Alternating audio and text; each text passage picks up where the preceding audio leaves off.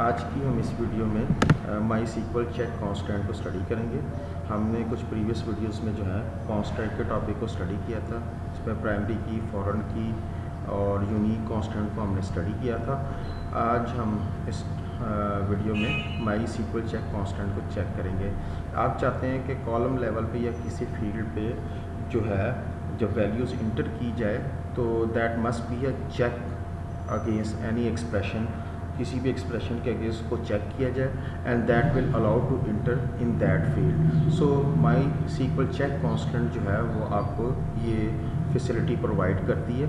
इसका सिंटेक्स जो है वो हम देखते हैं, इसको स्टडी करते हैं। कांस्टेंट कीवर्ड है, कांस्टेंट का नाम आप डिफाइन करते हैं, साथ चेक कीवर्ड है, एक्सप्रेशन आपने जो डिफ़ाइन करनी है, और आखिर में आप दो ऑप्शन यूज़ कर सकते हैं, नॉट इनफोर्स और इनफोर्स ऑप्शन को। तो हम इस सिंटेक्स को देखते हैं। कांस्टेंट जो है वो बेसिकली फर्स्ट जो पार्ट है इसमें हम कीवर्ड यूज़ करते हैं। ये आपने कांस्टेंट डिफ़ाइन करते हुए आपने डिफ़ाइन कीवर्ड लिख सकते हैं। अगर आप टेबल लेवल के कांस्टेंट पर डिफ़ाइन कर रहे हैं तो फिर आपको कांस्टेंट का लफ्ज़ मस्ट बी स्पेसिफाई करना पड़ेगा। कांस्टेंट का नाम अगर आप डिफ़ाइन करेंगे तो ठीक है, दैट इज़ ऑप्शनल। अगर आप नहीं डिफ़ाइन करेंगे तो माई एसक्यूएल जो है कांस्टेंट का नाम ऑटोमेटिकली खुद जनरेट कर देगा। चेक इज़ ए कीवर्ड, ये आपको डिफ़ाइन करना पड़ेगा, और इसके साथ आप एक्सप्रेशन जो भी आप डिफ़ाइन करेंगे उसकी जो वैल्यू एवेल्यूएट होगी या तो ट्रू होगी हर रो के लिए, हर रिकॉर्ड के लिए, और अगर एक्सप्रेशन एवेल्यूएट ट्रू या फॉल्स, और अगर वो फॉल्स एवेल्यूट होगी तो जो है वैल्यू जो है वो वायलेट कर रही है उस कांस्टेंट की, और कांस्टेंट वायलेशन जो है वो जो है अकर होगा। इट्स मीन कि इसकी ट्रू और फॉल्स वैल्यू जो है एवेल्यूएट होगी। फॉल्स की शुरू में इसका मतलब है कि वैल्यू वायलेशन हो रही है। और आगे जो है थर्ड ऑप्शन जो है दैट इज़ इन्फोर्समेंट क्लास, जिसे हम कहते हैं। और ये जो है आप यहाँ पे इन्फोर्स का वर्ड स्पेसिफाई भी कर सकते हैं, और अगर आप ना स्पेसिफाई तो बाय डिफ़ॉल्ट वो इन्फोर्स ही होता है। इट्स मीन कि वो जो है आपने जो कंडीशन स्पेसिफाई की है उसको इन्फोर्स करे, उसकी वायलेशन ना हो। और नॉट इन्फोर्स का मतलब कि आपने कांस्टेंट डिफाइन कर दिया but do not enforce it, उसको इन्फोर्स ना किया जाए। So that is the syntax of check constant. अब हम इसकी कुछ एग्जांपल देखते हैं, जो कि हम पहले एग्जांपल में हम देखते हैं। हमने एक टेबल क्रिएट किया पार्ट के नाम का। इसमें हमने एक फील्ड डिफाइन किया कॉस्ट और दूसरा प्राइस। अगर इसमें कॉस्ट को देखा जाए तो कॉस्ट जो है यहाँ पे आपने चेक कांस्टेंट डिफाइन कर रहे हैं, और आप कह रहे हैं कि कॉस्ट की वैल्यू हमेशा ज़ीरो से बड़ी होगी, यानी कि जब भी यूज़र कॉस्ट के अंदर वैल्यू इंटर करेगा कॉस्ट फील्ड के अंदर वो ज़ीरो नहीं कर सकता, that must be a greater than zero. इसी तरह सेम प्राइस है, प्राइस की वैल्यू जब इंटर होगी तो वो ज़ीरो नहीं होगी, that is always greater than zero. So it's mean कि यहाँ पे हमने दो कांस्टेंट डिफाइन किए हैं चेक कांस्टेंट, ये, और दोनों जो हैं वो कॉलम लेवल के कांस्टेंट हैं। और इसमें हमने कांस्टेंट का नाम डिफाइन नहीं किया, इसका मतलब है कांस्टेंट का नाम ऑटोमेटिकली जनरेट हो जाएगा, क्योंकि कांस्टेंट का नाम हम डिफाइन ही नहीं कर रहे हैं यहाँ पे। अगर हम दूसरी एग्जांपल देखें तो यहाँ पे ये तो दो जो प्रीवियस एग्जाम्पल में देखा, यहाँ पे हम एक तीसरा टेबल लेवल का कांस्टेंट डिफाइन कर रहे हैं। ये कीवर्ड है कांस्टेंट का, और यहाँ पे हम कांस्टेंट का नाम अब डिफाइन कर रहे हैं। इसका मतलब है कि आप कांस्टेंट का नाम आपने स्पेसिफाई कर दिया और आप कह रहे हैं कि प्राइस जो है वो ग्रेटर देन कॉस्ट है। तो constant that is table level constant, और दो जो हैं ये that is column level. Multiples अगर आपने कांस्टेंट डिफाइन करनी है मल्टीपल कॉलम के ऊपर तो फिर आप टेबल लेवल कांस्टेंट डिफाइन करते हैं, और अगर आपने जो है सिंगल कॉलम के ऊपर डिफाइन करना हो तो फिर आप कॉलम लेवल के कांस्टेंट डिफाइन करते हैं। So that is check constant. अब हम नेक्स्ट कांस्टेंट को स्टडी करते हैं, जिसमें हम कहते हैं MySQL not null constant. Not null constant जो है ये इंश्योर करता है कि आपके कॉलम के अंदर नल वैल्यू इंसर्ट ना हो। तो कॉलम का नाम आप डिफाइन करते हैं, कॉलम के नाम के साथ ही आप आगे उसका नॉट नल की ऑप्शन डिफाइन कर देते हैं। बाय डिफ़ॉल्ट नल ऑप्शन होती है, लेकिन नॉट नल लिखेंगे इसका मतलब है कि उस कॉलम या फील्ड के अंदर आप ब्लैंक नहीं रख सकते, आपको वैल्यू मस्ट बी इंटर। तो कॉलम नॉट नल कांस्टेंट जो है may only one not null constant, और आप इसको जो है टेबल कॉलम लेवल के ऊपर डिफाइन कर सकते हैं। तो अब हमारे पास ये अगर हम देखें तो हमारे पास ये एक एग्जांपल है, इसको हम एग्जीक्यूट करते हैं और इसको देखते हैं कि ये जो है कैसे जो है कॉलम जो है हम इम्प्लीमेंट करते हैं नॉट नल को। हम वेब सर्वर को रन करते हैं और एग्जांपल को एग्जीक्यूट करके देखते हैं।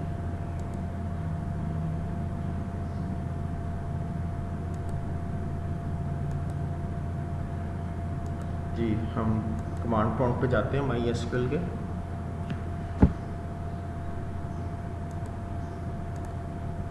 जी, हमारे पास ये एक एग्जांपल है जिसके अंदर हम जो है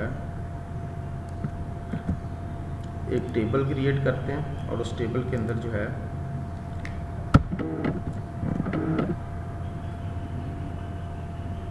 फर्स्ट मैं लॉगिन होता हूँ। एरर है,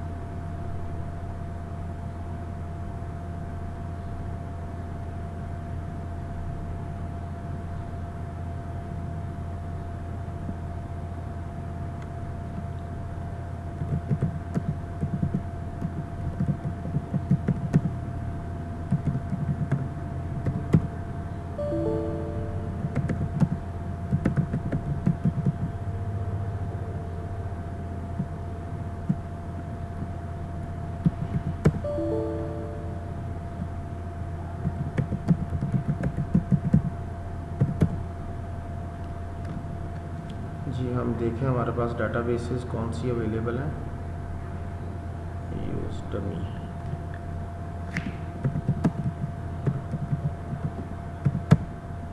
जी हमने डमी डाटाबेस को सिलेक्ट किया यहाँ पे। अब हम यहाँ पे एक टेबल क्रिएट करना चाह रहे हैं। टेबल का नाम जो है वो टास्क के नाम से है, जिसमें आईडी, टाइटल, स्टार्ट डेट और एंड डेट है। अब यहाँ पे हमने टाइटल भी नॉट नल कर दिया, स्टार्ट डेट भी नॉट नल कर दिया। इसका मतलब है कि टाइटल को भी आप ब्लैंक नहीं छोड़ सकते और स्टार्ट डेट को भी आप ब्लैंक नहीं छोड़ सकते। सो ये हम टेबल अब क्रिएट करते हैं और इसमें इनके ऑलरेडी एग्जिस्ट कर रहा है फाइल इस टेबल के अंदर। जी हम करते हैं नेक्स्ट, डाटाबेस को एक्सेस करते हैं और वहाँ पे हम जो है इस टेबल को क्रिएट करते हैं। पहले मैंने डमी के टेबल को क्रिएट किया था, उसमें ऑलरेडी ये टेबल क्रिएटेड है। लें जी, टेस्ट के टेबल के अंदर जो है वो हमारे पास ये टेबल क्रिएट, टेबल वेरीफाई करते हैं हम टास्क के नाम से जो है। हम इसको देखते हैं कि हमारा टेबल जो है वो क्रिएट हो गया। जी ये हमारा टेबल जो है वो क्रिएट हो गया। अब हम फर्दर इसके अंदर जो है मज़ीद इसमें कमांड्स अप्लाई करते हैं। हमने देखा था कि हमने स्टार्ट डेट और एंड डेट जो है उसमें हमने एंड डेट जो है वो नल इंटर हो सकती है, बट स्टार्ट डेट के अंदर नल इंटर नहीं हो सकता। सो ये हमारे पास एक जो था, हमने एक टेबल क्रिएट किया और उसके अंदर हमने कमांड अप्लाई की। अब हम इसमें हम एक वैल्यू इंटर करते हैं, इंसर्ट इनटू टास्क के नाम से हमारे पास टेबल था। हम सपोज पहले टाइटल, स्टार्ट डेट फील्ड हमने रखा हुआ है और हमने उसके अंदर एंड डेट फील्ड रखा हुआ है। ये हमने फील्ड्स जिनके अंदर हमने वैल्यूज़ इंटर करनी है। आगे वैल्यूज़ जो हैं वो हमने डिफाइन करनी है। Suppose learn MySQL not null constant, ये हम इसका टाइटल डिफाइन कर रहे हैं। अब हम उसकी जो है डेट डिफाइन करने लगे हैं। डेट जो है वो आप स्पेसिफाई कर सकते हैं।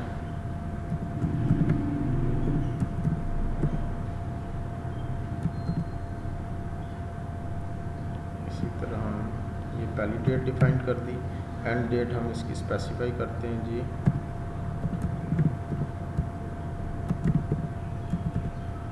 ये हमने इसकी पहली वैल्यूज़ जो है वो हमने इंटर की। इसी तरह हम नेक्स्ट वैल्यू इंटर करते हैं, update not null,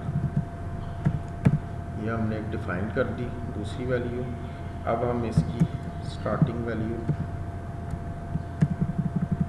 start value 2019 601 और एंड वैल्यू जो है वो यहाँ पे हम नल डिफ़ाइन कर देते हैं। ये हम दो वैल्यूज़ जो हैं, ये ऊपर जो टेबल हमने डिफ़ाइन किया, आईडी जो है वो ऑटो जनरेटेड है इसलिए हमने आईडी यहाँ पे डिफ़ाइन नहीं किया।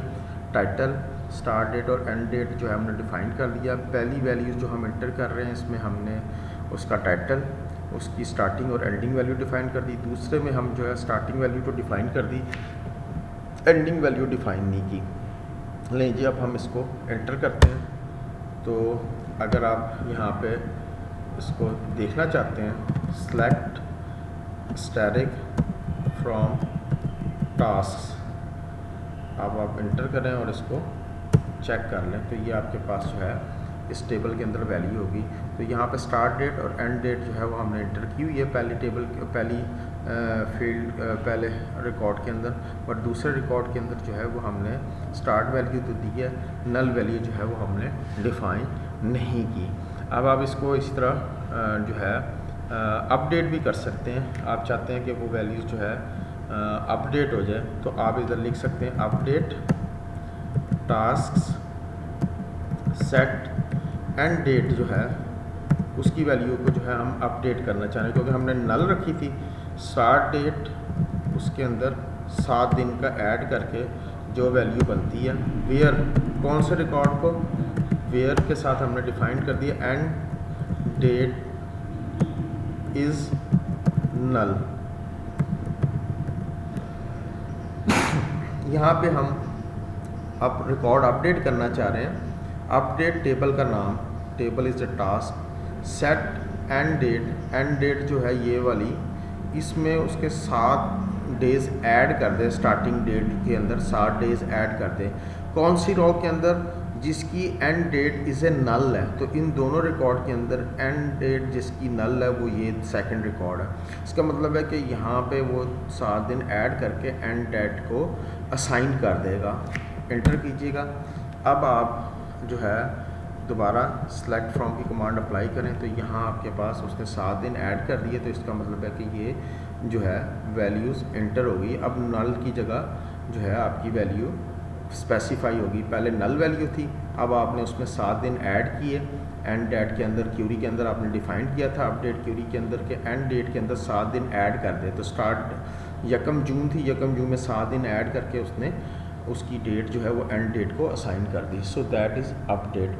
इसी तरह इसमें अगर आप जो है नॉट नल की वैल्यू जो है कॉलम आप टेबल क्रिएट करते हुए डिफ़ाइन कर देते हैं। बाज़ दफ़ा आप बाद में टेबल के अंदर वैल्यूज़ जो है एक एग्जिस्टिंग टेबल के अंदर जो है वो नॉट नल डिफ़ाइन करना चाहें तो उसके लिए कुछ पॉइंट्स या स्टेप्स को मद्देनज़र रखना पड़ता है। पहले आप जिस कॉलम के अंदर आप नल स्पेसिफाई करना चाह रहे हैं नॉट नल, उसको चेक करें उसकी किसी कॉलम की वैल्यू या किसी फील्ड की वैल्यू नल तो नहीं है। अगर वो नल है, जिस तरह भी हमने एंड डेट में देखा था कि एक एंड डेट की वैल्यू जो है वो नल थी, इसी तरह आप उसको देखें और उसको चेक करें। अगर उसमें नल वैल्यू है तो उसको नॉट नल को अपडेट कर दें, उसकी वैल्यू को नॉट नल कर दें। उसके बाद आप उस कॉलम को चेंज कर सकते हैं। जैसे कि अभी हमने इस कॉलम के अंदर लिखा था, इस कॉलम में हमने जब हमने इस कॉलम को क्रिएट किया था तो इस कॉलम के अंदर जो है एंड डेट जो है वो बाय डिफ़ॉल्ट नल थी। अब हमने इसके अंदर वैल्यू दे दी। अब इस कॉलम को जो है वो मैं डिफ़ाइन करना चाह रहा हूँ कि ये कॉलम जो है नॉट नल की ऑप्शन इस पर अप्लाई हो जाए, कॉन्स्टेंट अप्लाई हो जाए। आल्टर टेबल की कमांड जो है वो इस पर्पज़ के लिए यूज़ होती है। ये अगर हम इसके पर वो देखें, आल्टर टेबल, टेबल का नाम, आगे आप चेंज कीवर्ड है, आप पुराने कॉलम का नाम और नए कॉलम का नाम जो है वो डिफ़ाइन करेंगे और उसकी डेफिनेशन यानी कि जो भी डाटा टाइप वो डिफ़ाइन करेंगे।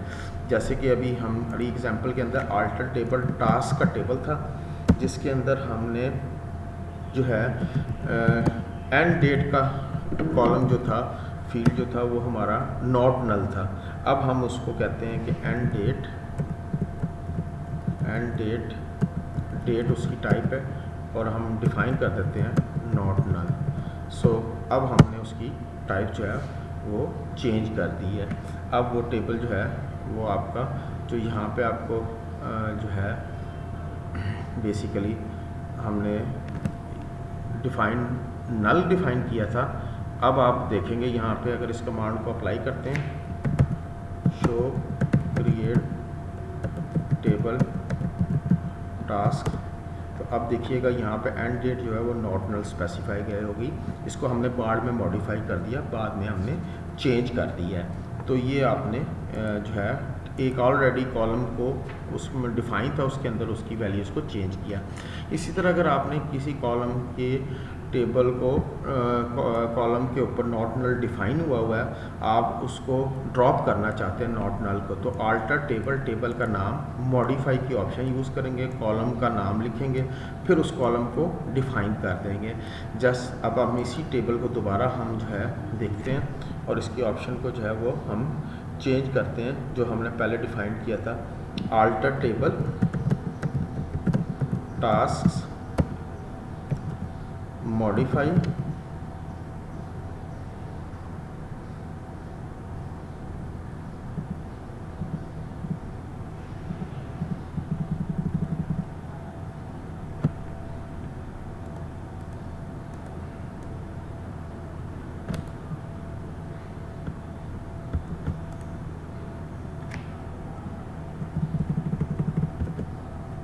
जी, ये है alter table task modify end date, जैसा हमने डिफ़ाइन कर दिया।